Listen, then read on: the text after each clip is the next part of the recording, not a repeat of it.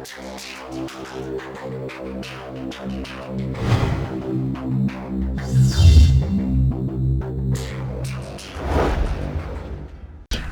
Viewers, আসসালামু আলাইকুম। আশা করি আপনারা সকলেই ভালো আছেন। জিমবিডির পক্ষ থেকে আপনাদেরকে আবারও স্বাগতম। আপনারা সব সময় আমাদের সাথে থাকেন, সেই জন্য আপনাদের সবার শুভকামনা করি। আজকে বন্ধুরা আপনাদের সামনে আমি যে ভিডিওটি নিয়ে হাজির হয়েছি সেটি হচ্ছে আমরা কীভাবে ওয়েবসাইট ব্লক করতে পারি কম্পিউটার থেকে। আমরা অনেক সময় স্টুডেন্টদের হাতে কম্পিউটার দিই যাদেরকে আমরা ফেসবুক অ্যালাউ করি না, বা ফ্যামিলিতে অনেক সময় আমরা ইন্টারনেট ইউজ করি ল্যাপটপ ডেস্কটপে, সেক্ষেত্রে আমরা অনেকগুলো পর্ন সাইট অ্যালাউ করি না, যেগুলো অনাকাঙ্ক্ষিতভাবে আমাদের ব্রাউজারে বা গুগলে আমরা দেখতে পারি। তো অনেক সময় অনেকে এইগুলোতে ঢুকে, যেগুলো একটা পরিস্থিতির সৃষ্টি হয় যেগুলো আমরা কখনোই কামনা করি না। তো আমরা এরকম যেগুলো অনাকাঙ্ক্ষিত ওয়েবসাইট আছে সেগুলো আমরা কম্পিউটার থেকে কীভাবে এগুলো ব্লক করতে পারি সেই বিষয়টি আমি আজকে আপনাদেরকে দেখাবো। তবে বন্ধুরা, এখানে আমি আরেকটা কথা বলে রাখি, অবশ্যই আপনারা সিস্টেমে যখন কাজ করবেন, অর্থাৎ আমি আপনাদেরকে এটা সিস্টেম 32তে কাজটা দেখাবো। যেহেতু এটা উইন্ডোজের একটি স্থায়ী ফাইল, সেহেতু এখানে আমি যেটুকু বলবো এর বাইরে কোনো কাজ করবেন না, তাহলে আপনাদের সিস্টেম ক্ষতিগ্রস্ত হবে।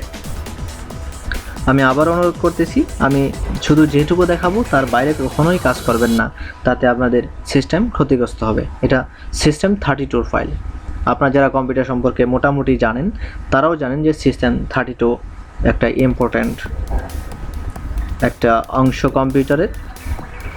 আচ্ছা, যাই হোক বন্ধুরা, আমরা যে ড্রাইভে যাব সেটা হচ্ছে সি ড্রাইভ, যেটাতে সাধারণত আমাদের উইন্ডোজ থাকে।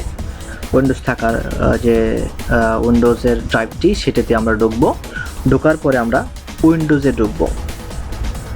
উইন্ডোজে ঢোকার পরে উইন্ডোজের ভিতরে যে আমাদের সিস্টেম 32 যে ফোল্ডারটা আছে, এই সিস্টেম 32তে আমরা ক্লিক করব। সিস্টেম 32তে ক্লিক করার পরে আমরা এখানে দেখব বন্ধুরা যে ড্রাইভার নামে একটা ফোল্ডার আছে, এই ড্রাইভার নামে ফোল্ডারে আমরা ক্লিক করব। ক্লিক করার পরে এখানে ইটিসি নামে একটা ফোল্ডার আছে, এই ইটিসি ফোল্ডারে ক্লিক করব। ফোল্ডারে ক্লিক করার পরে আমরা এখানে অনেকগুলা ফাইল দেখতে পাবো, যেগুলা নিজস্ব কোনো এক্সটেনশন নাই, এরকম ফাইল আছে। তো আমরা আজকে যে ফাইলটি নিয়ে কাজ করব সেটা হচ্ছে হোস্ট ফাইল।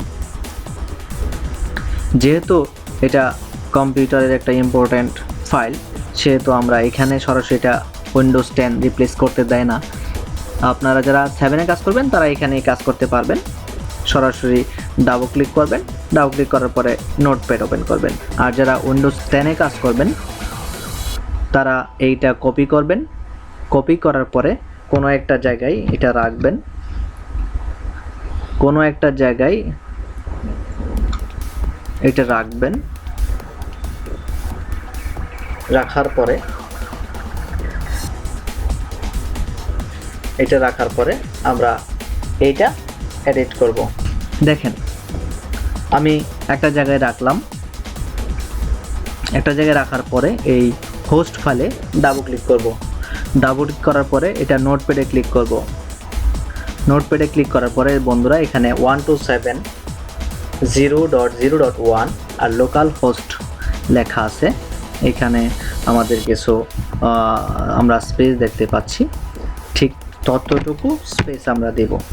127.0.0.1 একটা ট্যাব দেব।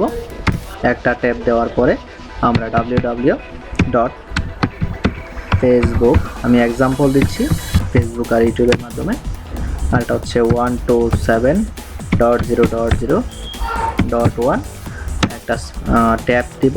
ট্যাব দেওয়ার পর www.youtube.com এটা লেখার পরে বন্ধুরা আমরা এখানে সেভ দেব।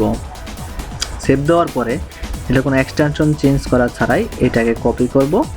কপি করার পরে আমরা ঠিক যে ইটিসিতে লোকাল হোস্ট আছে বন্ধুরা, এইখানে আমরা এটা রিপ্লেস করব।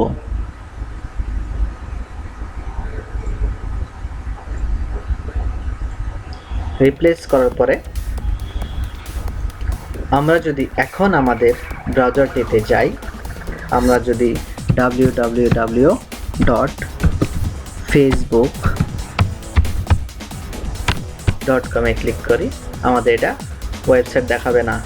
দেখেন বন্ধুরা, আমরা যদি অন্যান্য সাইটে যাচ্ছি, আমাদের এখানে অন্য সাইটগুলো ঠিকই আসতেছে। যখন আমরা ইউটিউবে ক্লিক করতেছি তখন this site can be reached এরকম একটা মেসেজ দিচ্ছে।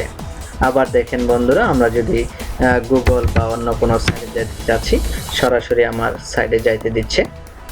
কিন্তু আমি যদি ইউটিউবে যাইতে চাচ্ছি, ইউটিউবে যাওয়ার পরে এটা কখনোই দেখাচ্ছে না।